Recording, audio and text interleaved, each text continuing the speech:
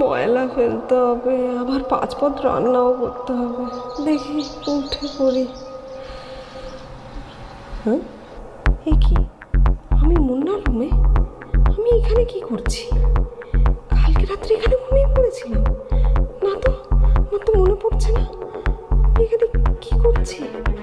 হ্যাঁ, আমার চুল খোলা কেন? আমার শাখা পড়া কোথায়? কিছু বুঝতে পারছি না। কি করছি আমি এখানে? স্বপ্ন দেখছি আমি?